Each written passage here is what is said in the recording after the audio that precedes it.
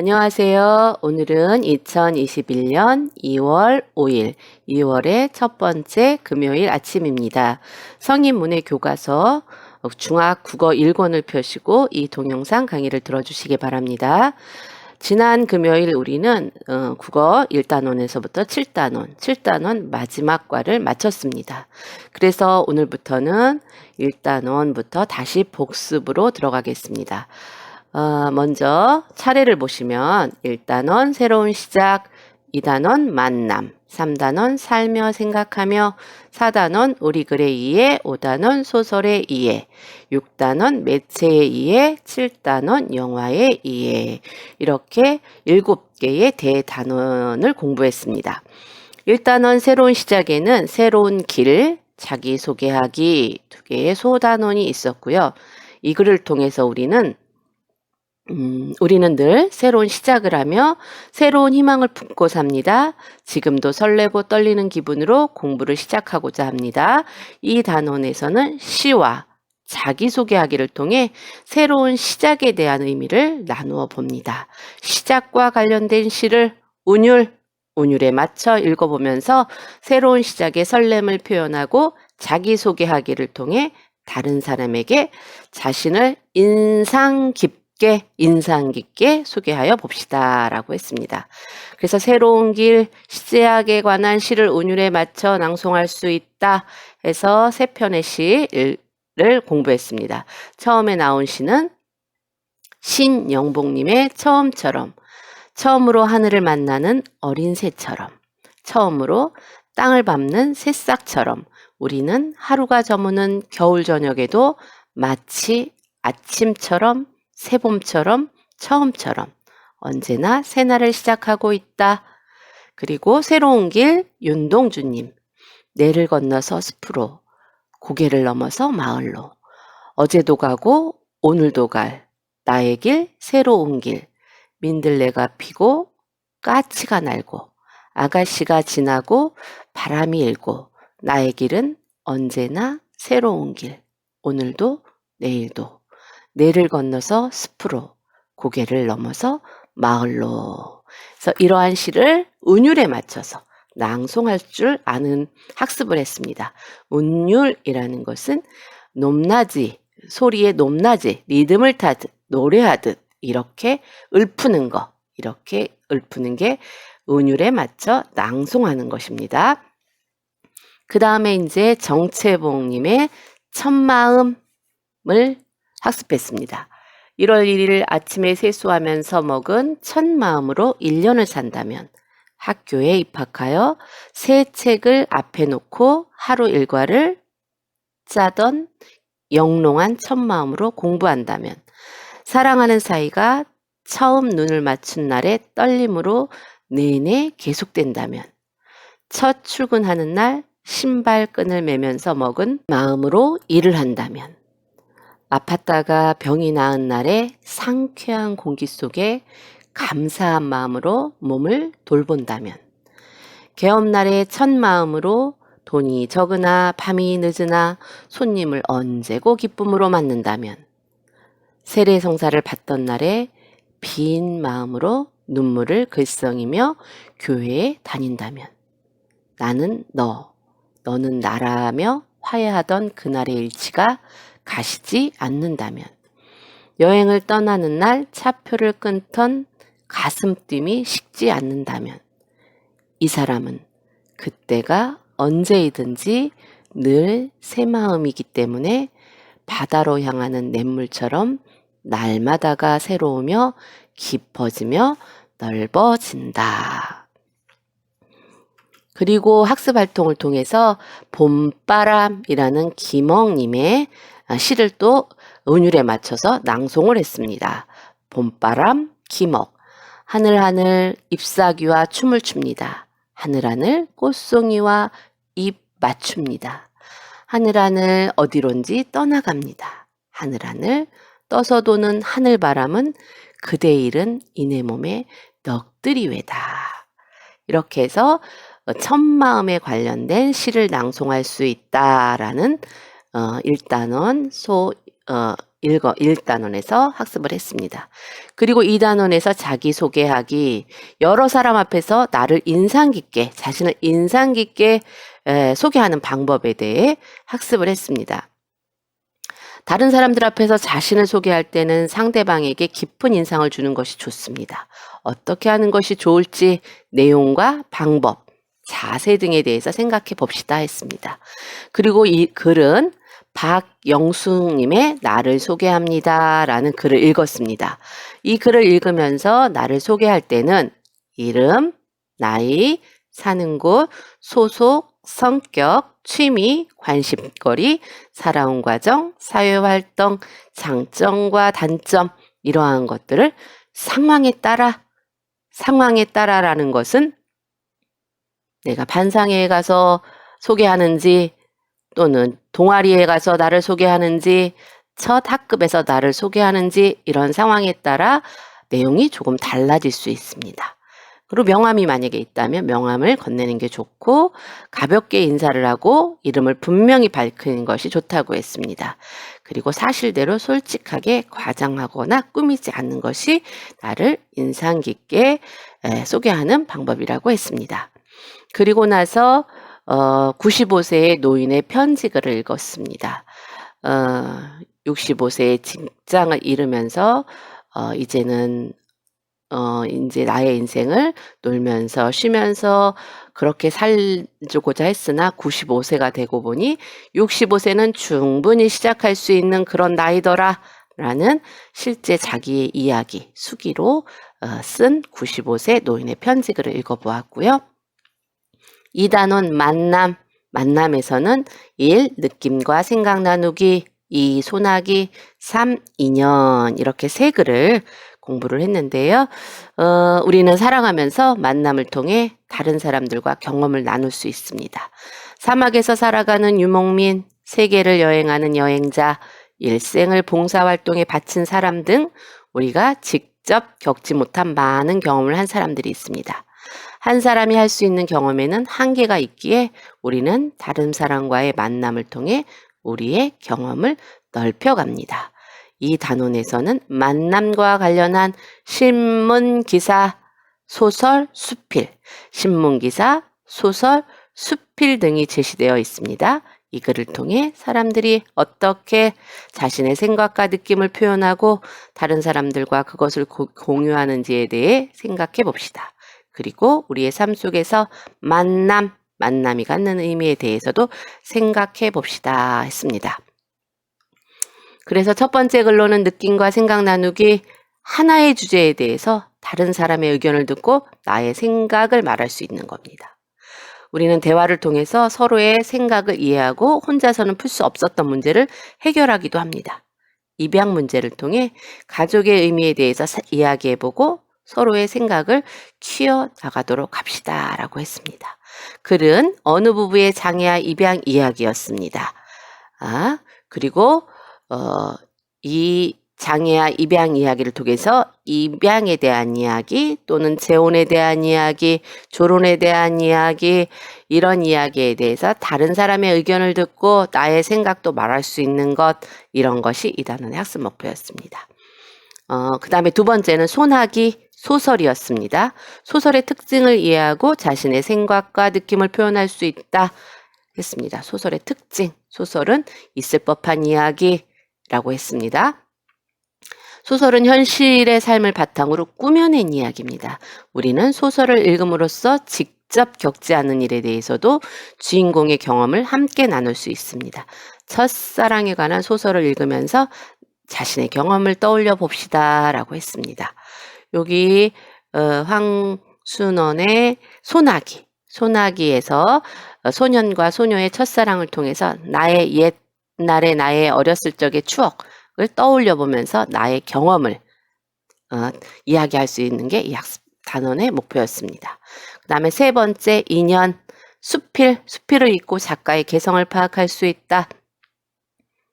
첫 번째 글은 일단 첫 번째 글은 신문기사였고, 좀 전, 소나기 소설이었고, 세 번째 인연은 수필은 이 수필을 통해서 그 작가의 개성을 알 수 있다라는 거예요. 수필은 생활 주변의 사소한 일을 감성적, 예술적으로 표현하는 경수필과 무거운 내용을 논리적이고 객관적으로 기술하는 중수필로 나눌 수 있다고 했습니다. 개인적인 체험을 감성적으로 표현한 경수필인 피천등님의 인연을 감상해 봅시다 라고 했습니다. 경수필, 경자는 가벼울 경자라고 했습니다. 중수필의 중은 무거울 중. 만약에 우리가 수필을 쓴다면 우리는 감성적이고 예술적인 경수필을 쓸 수 있겠죠. 중수필은 논리적이고 객관적이라서 좀 더 많은 내용, 깊이 있는 내용을 관련해서 수필을 써야 하기 때문에 다소 접근하기는 힘들 수도 있다라는 생각이 듭니다. 그래서 피천등님이 마사코라는 여인을 1년에 딱 평생에 3번 만났는데 그 인연에 대해서 이야기를 자기 생각을 썼고요. 그 다음에 심화학습으로는 오천성님의 아버지의 손, 이 아버지의 손을 읽으면서 지은이의 심정에 대해서 생각해 보자고 했습니다.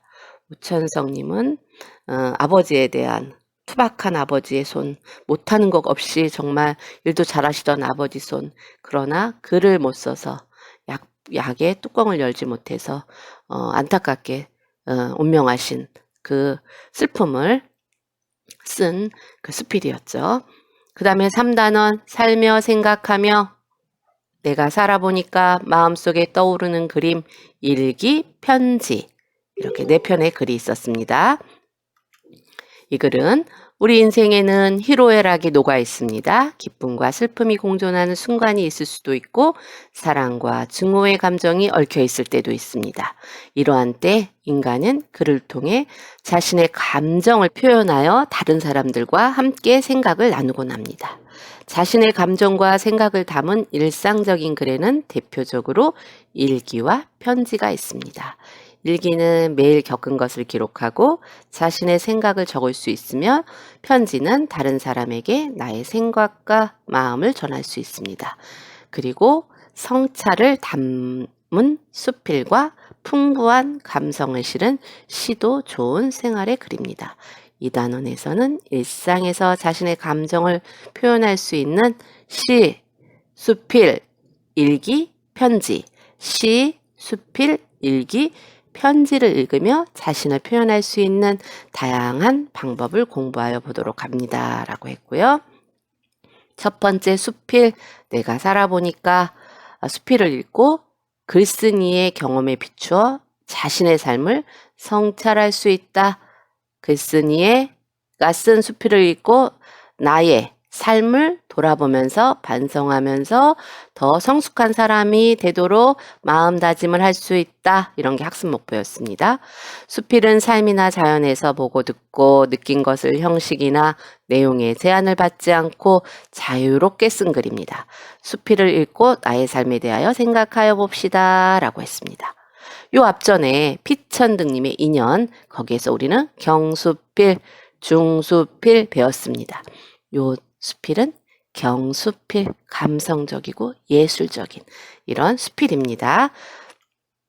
그래서 장영희 님이 자신의 어렸을 때 그 찢어진 우산과 또 목발을 짚고 다리가 아파서 엄마 등에 얽혀 학교 가던 그것을 부끄럽게 생각을 했으나 이렇게 나이 들어보니 겉모습은 그렇게 중요하지 않다. 내면 내가 남에게 친절을 베풀고 또 내 사치를 부리는 것보다 따뜻한 마음이 중요하다. 내가 살아보니까 그렇더라. 라는 이야기를 담담하게 글을 써내려갔습니다. 그 다음에 두 번째, 마음속에 떠오르는 그림. 마음을 표현한 시를 감상하고 떠오르는 이미지를 말할 수 있대요. 시를 감상하면서, 시를 읊으면서 내가 떠오르는 무언가가 있습니다. 그 떠오르는 무언가가 이미지인데 그거를 말할 수 있는 게 이 단원의 학습 목표입니다. 그래서 시를 감상하면서 떠오르는 느낌을 시를 감상하면서 떠오르는 느낌, 심상이라고 합니다. 마음을 표현한 시를 감상하면서 심상의 종류를 알아봅시다. 심상, 떠오르는 느낌, 떠오르는 이미지, 그게 심상인데 여러 종류가 있다라고 했습니다. 그리고 시가 제시되어 있습니다. 김광섭님의 저렇게 많은 중에서 별 하나가 나를 내려다본다. 이렇게 많은 사람 중에서 그 별 하나를 쳐다본다. 밤이 깊을수록 별은 밝음 속에 사라지고 나는 어둠 속에 사라진다. 이렇게 정다운 너 하나 나 하나는 어디서 무엇이 되어 다시 만나랴. 어떤 모습이 떠오르나요? 그 이미지, 그거가 심상입니다. 심상. 그 다음에 두 번째 시 돌담에 속삭이는 햇발같이 김영랑. 돌담에 속삭이는 햇발같이 풀 아래 웃음 짓는 샘물같이 내 마음 고요히 고운 봄길 위에 오늘 하루 하늘을 우러르고 싶다. 새학시볼에 떠오르는 부끄럼같이 시의 가슴에 살포시 젖는 물결같이 보드레한 에메랄드 얇게 흐르는 실비단 하늘을 바라보고 싶다. 눈에 보이는 듯 귀에 들리는 듯 내 느낌 손끝에 느끼듯 공감할 수 있는 것 이런 것들 이미지가 막 떠오르시나요? 이것이 심상이라고 했습니다. 세 번째 시 엄마 걱정 기형도 열무 30단을 이고 시장에 간 우리 엄마 안 오시네. 해는 시든 지 오래 나는 찬밥처럼 방에 담겨 아무리 천천히 숙제를 해도 엄마 안 오시네.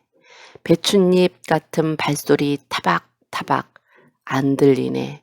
어둡고 무서워 금간 창틈으로 고요히 빗소리. 빈 방에 혼자 엎드려 훌쩍거리던 아주 먼 옛날 지금도 내 눈시울을 뜨겁게 하는 그 시절 내 유년의 윗목. 예, 이 시를 읊었는데 뭔가 귀에 들리는 듯 하나요? 청각적인 어떤 그런 느낌이 드시나요? 눈에 뭔가 보이는 것 같은가요? 시각적인 느낌이 좀 드시나요? 이런 것들, 이런 이미지 심상이라고 했습니다. 이 시를 보면 지금 앞에서부터 시가 계속 나오는데요. 시는 마침표를 찍지 않습니다. 우리가 문장을 쓸 때, 수필을 쓸 때, 소설을 쓸 때, 일기를 쓸 때, 편지를 쓸 때는 뭐뭐 했습니다 라고 하고 마침표를 치는데 시는 마침표가 없습니다. 그래서 쉬어가기에서 의성어 세상에 놀랍고 아름다운 소리로 가득한데 우리 주변에 있는 우리 주위에 있는 소리를 바탕으로 빈칸을 채워봅시다. 우리의 주변에 있는 모든 소리 이게 의성어고 그래서 십자표 낱말풀이 하는 학습활동을 했습니다. 세 번째는 일기였습니다. 일기를 통하여 자신의 마음을 표현할 수 있다. 그렇죠. 내 속마음이 답답하거나 아니면 너무 기쁘거나 아니면 너무 화가 나거나 특별한 일이 있을 때 저는 일기를 씁니다. 그 일기는 내 속마음, 누구한테 말할 수 있는, 누구한테 말할 수 없는 그런 나의 마음을 표현하는 것이 일기입니다. 일기 쓰기는 자신의 마음을 표현하고 스스로를 돌아볼 수 있는 효과적인 방법입니다. 이 단원에서는 일기 쓰기의 의미와 방법을 익혀봅시다 라고 했습니다. 그래서 김용택님의 교단일기가 제시되어 있습니다. 방학이 끝난 개학하는 날부터 해서 김용택님의 교단일기를 우리가 읽어보았습니다.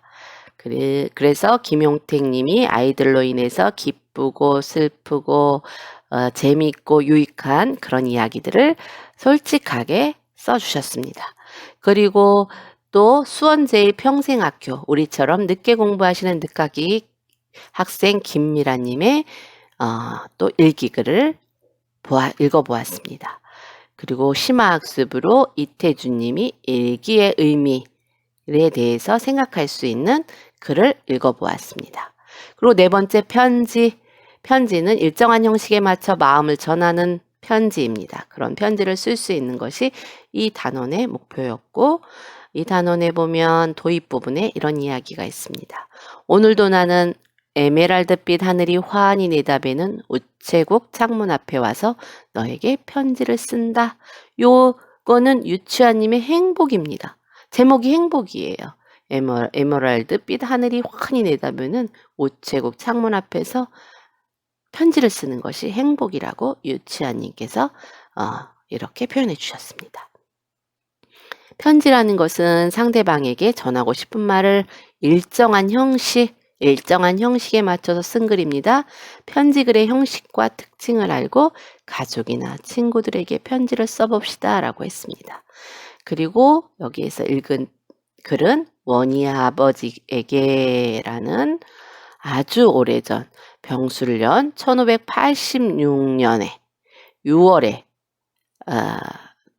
죽은 남편에게 아내가 쓴 글을 읽어보았고 또 동생에게 쓴 편지글을 1992년에 5월 14일에 쓴 편지글을 읽어보았습니다. 그런 다음에 학습활동에서 보면 편지의 형식에 있다라고 했습니다. 편지의 형식이 무엇인가 라고 봤더니 편지의 형식은 받는 사람이 있고 첫인사를 하고 하고 싶은 말을 하고 끝인사를 하고 보낸 날짜를 쓰고 보내는 사람 이름을 쓴다라고 했습니다. 받는 사람, 첫인사, 하고 싶은 말, 끝인사, 보낸 날짜, 보내는 사람. 요게 편지의 형식입니다. 4단원 의리글의 이해, 우리글의 이해는 한글의 자음과 모음, 맞춤법에 의해 바른 문장 쓰기 공부를 했습니다. 우리 한글은 세계에서 가장 과학적이고 실용적인 문자입니다. 만약 한글이 없었다면 우리는 우리의 생각과 느낌을 표현하는데 많은 어려움을 겪었을 것입니다.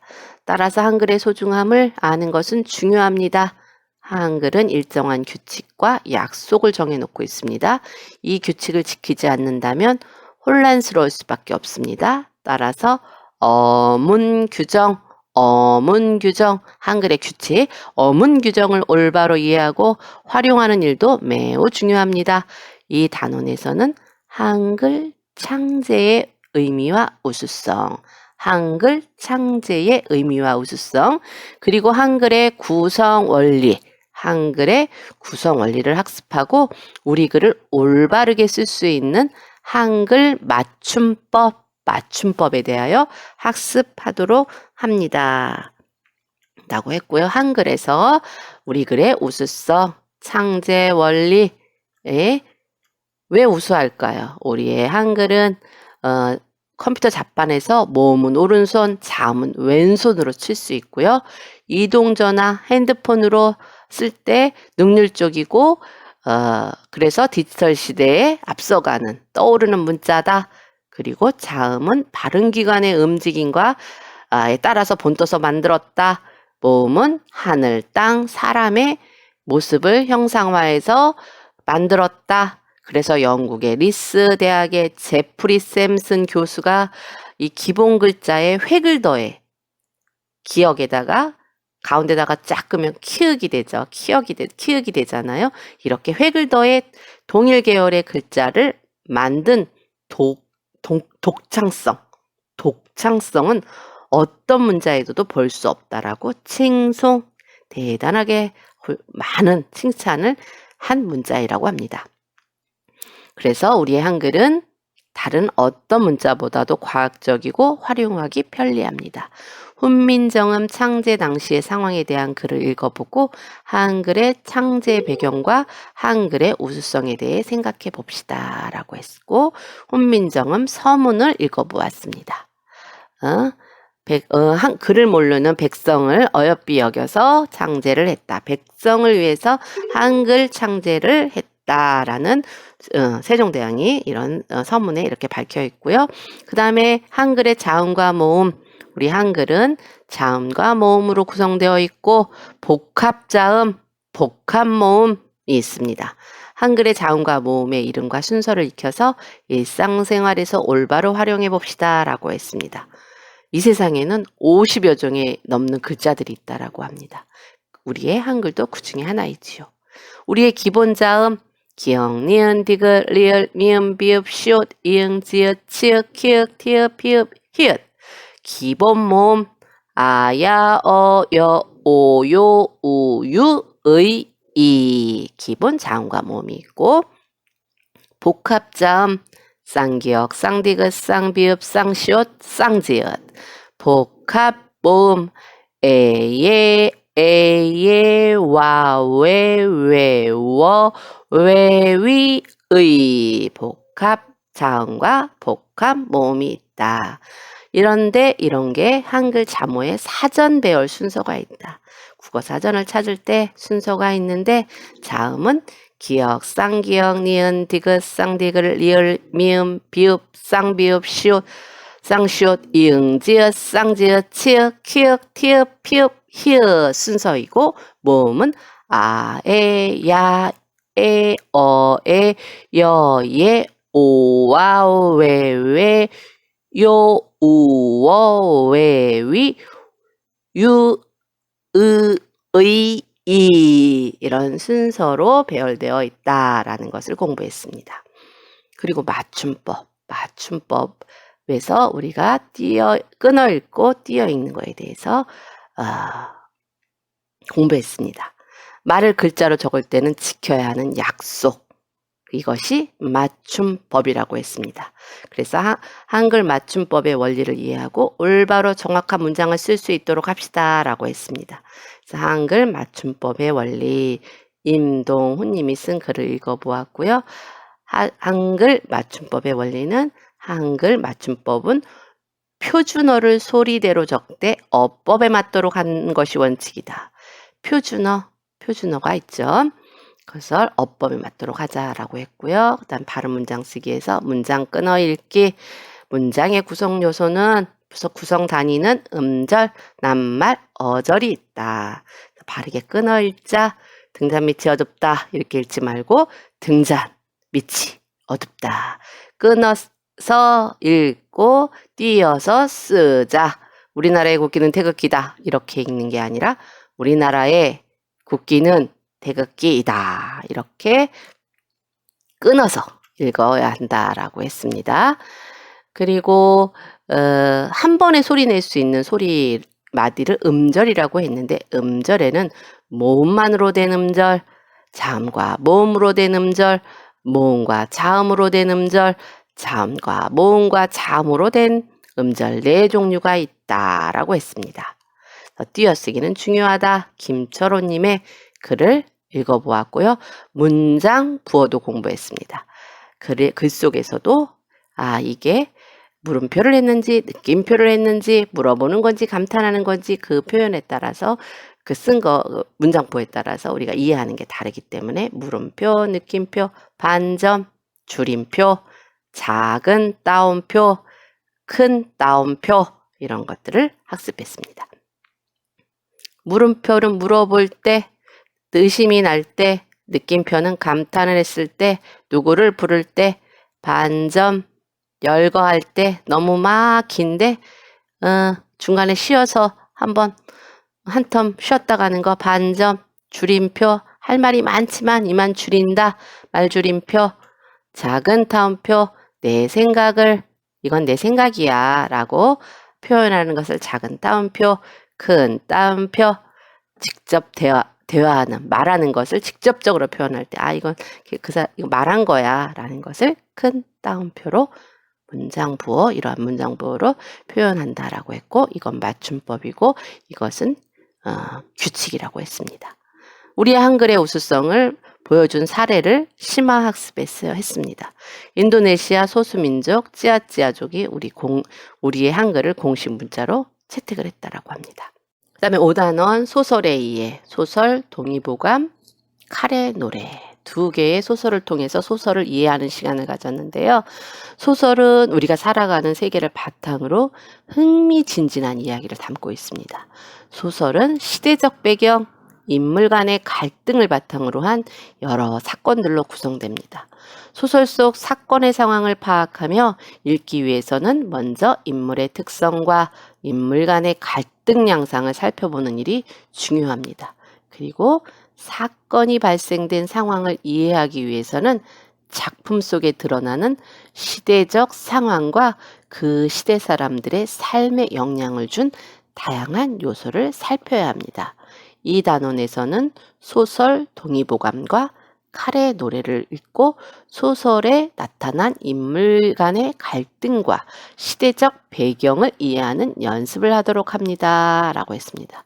동의보감을 쓴 허준, 칼의 노래 이수신 장군, 이 두 사람의 인물이 나오는데요.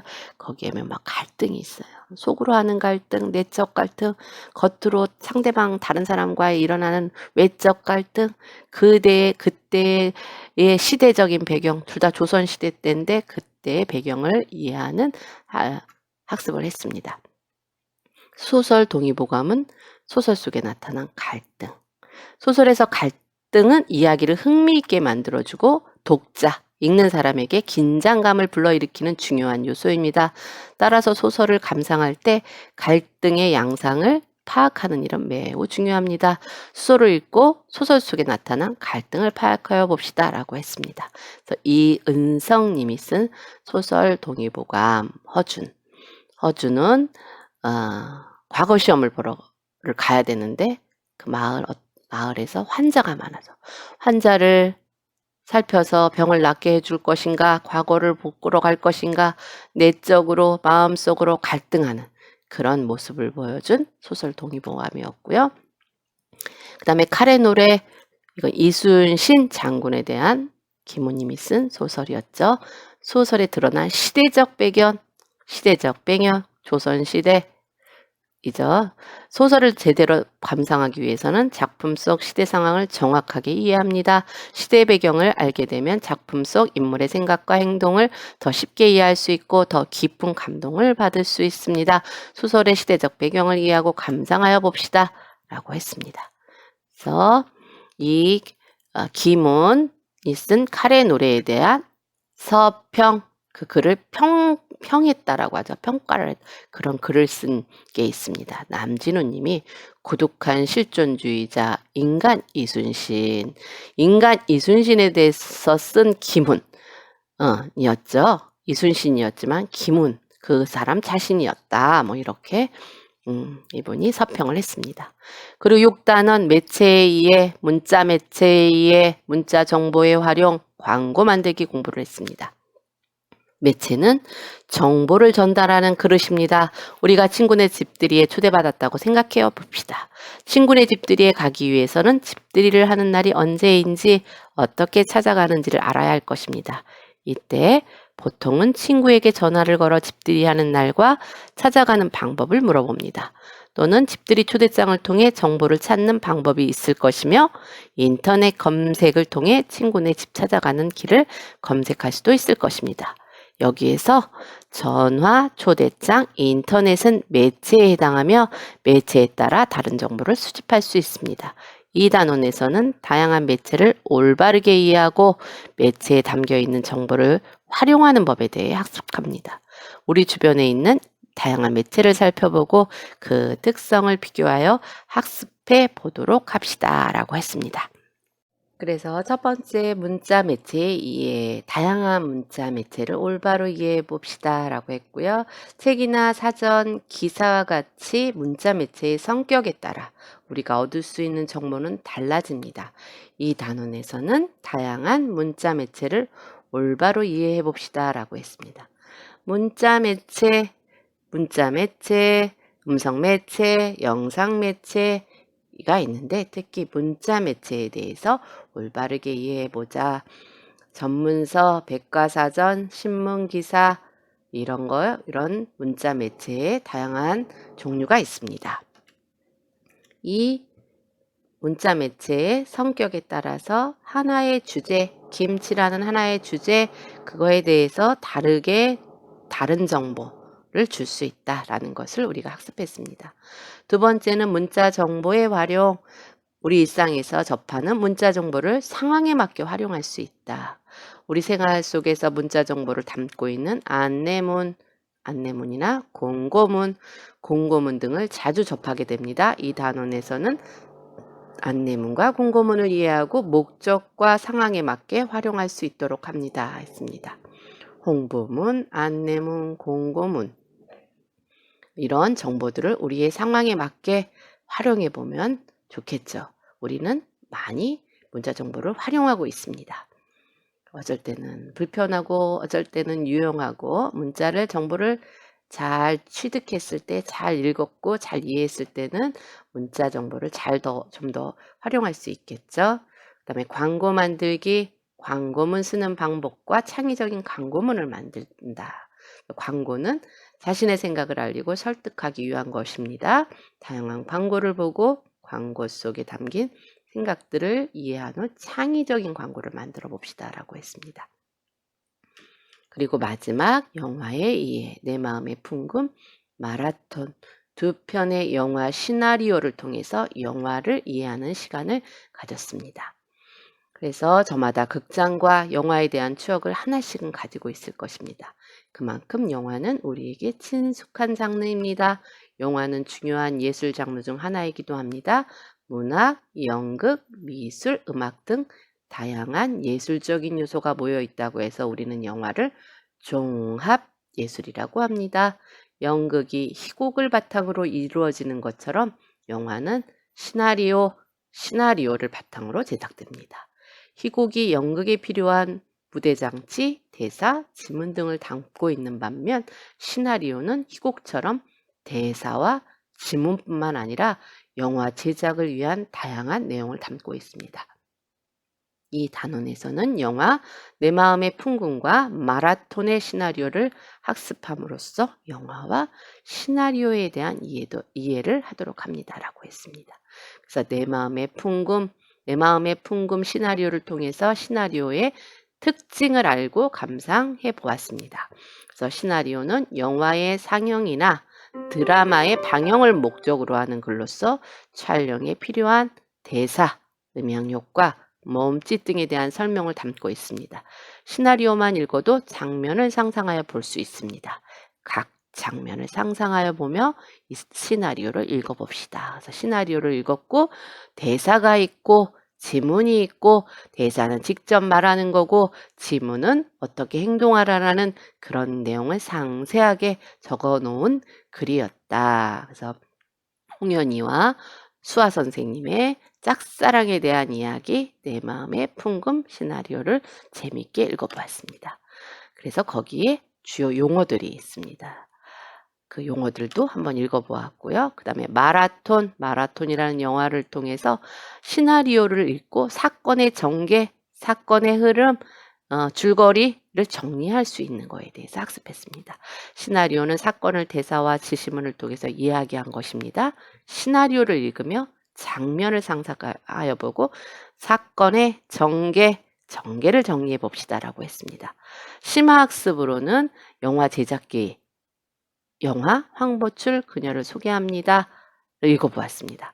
영화 제작기를 읽어보고 내가 영화 감독이라면 찍고 싶은 우리 주변의 소재를 생각하여 봅시다. 해서 우리의 상황, 늦게 공부하시는 황보출 여사님의 그녀를 소개합니다.